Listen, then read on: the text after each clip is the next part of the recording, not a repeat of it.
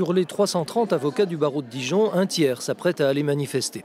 L'un des sujets de mécontentement ne date pas d'hier, c'est la faiblesse de la rémunération des avocats commis d'office. Non seulement, disent-ils, l'État n'a pas augmenté le montant de l'aide juridictionnelle depuis 10 ans, mais il envisage une taxe payée par les avocats eux-mêmes pour financer en partie un éventuel relèvement. Si on demandait aux médecins de financer aussi la sécurité sociale, c'est ce qu'on nous demande aujourd'hui, de financer le système d'aide juridictionnelle, donc c'est-à-dire que l'avocat va participer quelque part à sa propre rémunération, donc il va lui-même se rémunérer en finançant l'aide juridictionnelle. Mais surtout, les avocats montent au créneau contre une disposition contenue dans le projet de loi Macron, à savoir la possible création d'un statut d'avocat en entreprise.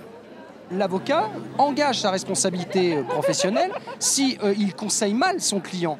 Et pour pouvoir bien conseiller, il faut être indépendant. Être capable de dire à son client, monsieur, si vous me demandez de faire ça, on va droit à la catastrophe. Il faut être en capacité de le faire. Et pour le faire, il faut cette indépendance. L'avocat en entreprise, c'est le lien de subordination qui est créé entre un patron et un avocat. C'est la fin de l'indépendance, c'est la fin de la profession d'avocat.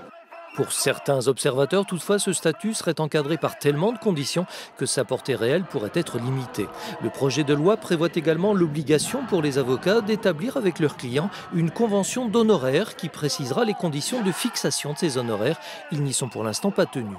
Le 10 décembre prochain, le Conseil des ministres examinera ces dispositions. Ce sera cette fois dans les rues de la capitale que les avocats dijonnais manifesteront.